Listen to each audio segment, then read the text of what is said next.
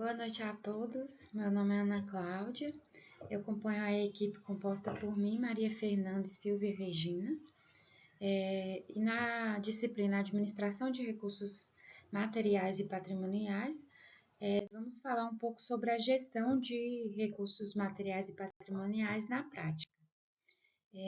Nós escolhemos para analisar no presente trabalho as escolas públicas estaduais, né?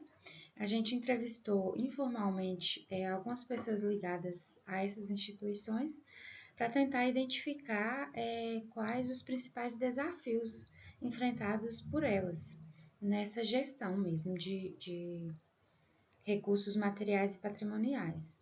É, Conversamos com o pessoal da Escola Estadual São Luís, Escola Estadual Presidente Tancredo Neves e Escola Estadual Dr. João Alves. Foi perceptível que são muitos os desafios, né, que eles encontram nessa gestão de recursos materiais e patrimoniais nas escolas públicas estaduais, considerando a necessidade de se racionalizar os custos relativos ao uso de materiais e emprego de técnicas modernas para a operacionalização e o emprego das diferentes atividades necessárias à manutenção e também o eficiente funcionamento de tais entidades. Então, todos esses desafios, eles perpassam por inúmeros aspectos, o que torna ainda maior essa dificuldade mesmo em gerir os recursos materiais e patrimoniais. É certo que os recursos públicos eles são escassos e, assim sendo, eles precisam ser direcionados de uma forma eficiente a toda a sociedade, né, de modo que a necessidade da população seja atendida e, assim, tenha o efetivo retorno dos recursos repassados ao governo por meio de impostos. E no contexto da escola pública, esse responsável, esse gestor escolar, ele deve sempre gerir tudo com muita atenção e adstrito ao previsto nas normas regulamentadoras sobre a gestão de recursos materiais e patrimoniais da instituição escolar. Todas essas responsabilidades elas acabam trazendo muitos desafios ao gestor escolar, para que ele consiga fazer essa manutenção e uma boa infraestrutura escolar, garantindo recursos materiais para uma educação de qualidade, fazendo uma boa gestão de finanças para que se evite gastos desnecessários, né? E também pensando em manter os profissionais motivados e também os alunos, são muitos os desafios para que ele consiga atingir tantas metas, né? Então, um dos desafios principais revelados, assim, foi que a falta de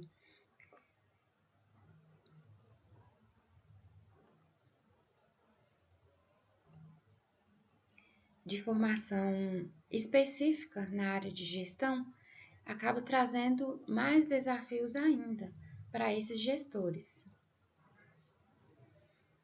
Além de tudo, eles também precisam supervisionar, né, o bom funcionamento da instituição e o bom uso dos recursos. Então, além de fazer essa distribuição, eles também têm que supervisionar.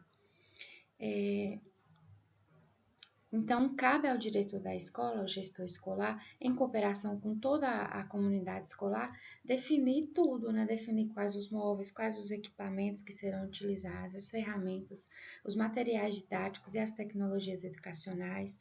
Tudo isso ele precisa definir, né? O que será utilizado na instituição, de acordo com a proposta pedagógica e os recursos que estão disponíveis para isso. O gestor escolar ele também precisa estar atento às novidades tecnológicas, né?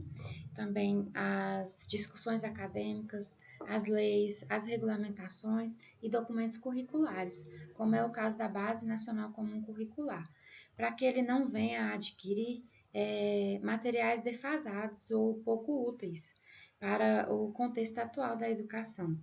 Então, ele tem que atentar também para a legislação estadual e todo o regramento de compras estabelecido pelo governo.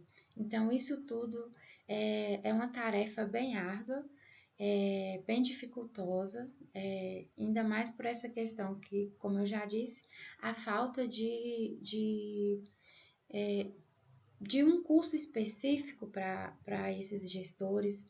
Muitos deles são professores, são pedagogos, licenciados, normalmente não têm um preparo na parte de gestão.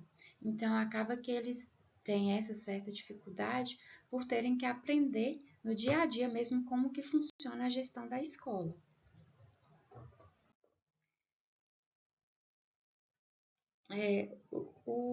Além disso tudo, dessa aplicação correta dos recursos, dessa gestão correta, o gestor escolar ele também precisa fazer a prestação de contas de todos os recursos que foram recebidos pelo governo. Então, por serem, né, decorrentes de verba pública, é dinheiro público. Então, eles precisam fazer essa prestação de contas, sendo essa determinação um dever constitucional, previsto no artigo 70 da Constituição Federal. Então, mesmo que a escola não utilize a verba, se a verba veio, ela tem que ser explicado, né, o motivo da utilização, para que foi utilizado, por que não foi utilizado. Então, perpassa por toda essa prestação de contas, que é um dever também do gestor escolar. E esse processo de prestação de contas, ele possui algumas etapas, né?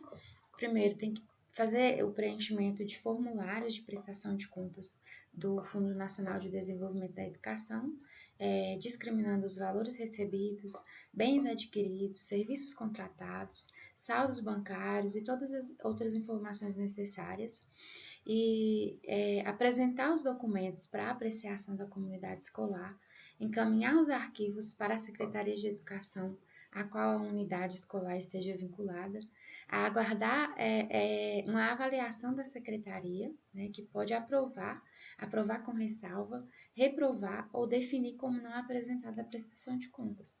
Então, essa é uma tarefa muito importante do gestor escolar. A assiduidade e a pontualidade dessa prestação de contas também, elas são essenciais para a continuidade do exercício escolar. Isso porque os repasses federais, né, e estaduais de programas como o Programa Dinheiro Direto na Escola, o Programa Nacional de Alimentação Escolar, por exemplo, eles podem acabar sendo suspensos se a escola perder o prazo de enviar essas informações. Então, são vários documentos que o gestor escolar tem que apresentar, tem que comprovar mesmo como está sendo gasto aqueles recursos que vieram para a escola. No caso das escolas, uma boa gestão de recursos materiais e patrimoniais deve atender adequadamente às exigências do processo educacional. Para que isso aconteça, é necessário que seja feito um planejamento para levantar as necessidades de forma criteriosa.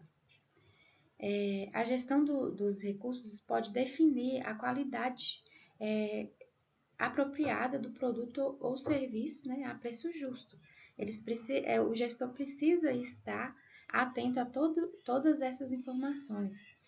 A qualidade ela precisa existir em todo o canal de distribuição de recursos, ou seja, do fabricante até chegar ao cliente final, que é a comunidade escolar, a escola em si. No entanto, é necessário que o gestor ele tenha conhecimento de integração e gerenciamento sistêmico para que haja uma sintonia entre os recursos. Os recursos materiais eles interferem diretamente na qualidade da educação. A Lei de Diretrizes e Bases da Educação Nacional estabelece um padrão mínimo de oportunidades educacionais para assegurar um ensino de qualidade, baseado no cálculo do custo mínimo por aluno. Entretanto, muitos sistemas de ensino ainda estão criando condições para o cumprimento desses dispositivos. E no caso das escolas estaduais, como já disse, são muitos os desafios na aplicação desses recursos, né, para que esses recursos eles possam garantir esse padrão mínimo de oportunidades educacionais. E existem critérios que devem ser seguidos na escolha desses recursos materiais, dentre eles o da qualidade e o da adequação aos objetos da escola. Dessa forma, a instituição ela estará contribuindo para um ambiente agradável a todos. O responsável por planejar, fazer esse planejamento, é o mesmo que compra os materiais. Então, ele deve conhecer as necessidades e as prioridades da instituição, acompanhando sistematicamente seu desenvolvimento, né, para que possa adquirir os recursos e contratar os serviços que ele deve conhecer os procedimentos gerais fixados na legislação que institui as normas para licitações e contratos de administração pública, e é através desse processo licitatório que há o reconhecimento da legalidade na aquisição dos bens materiais. Tudo que se for comprar, né, na escola, ele deve passar por um processo formal de compras, né? Desde a compra de um lápis até a construção de uma obra. Tudo tem que ser documentado dentre aquilo que estabelece os ditames da lei. Todos os bens adquiridos pela escola, eles ficam sob responsabilidade da Secretaria de Educação e dos gestores, né, de seus órgãos e das escolas, cabendo a eles cuidarem e conservarem os materiais. Deve também registrar, né, no caderno de bens, no inventário de bens da escola, sob responsabilidade deles, né? O gestor tem mais essa responsabilidade de fazer todo esse monitoramento de bens, verificando se o número de identificação no patrimônio, se o número de identificação no patrimônio está inserido adequadamente. Destaca-se que os desafios para uma boa gestão dos recursos materiais e patrimoniais no contexto escolar perpassa por inúmeras etapas e formas, né? E tentar superar tais desafios é uma tarefa diária e rotineira dos gestores da escola pública brasileira.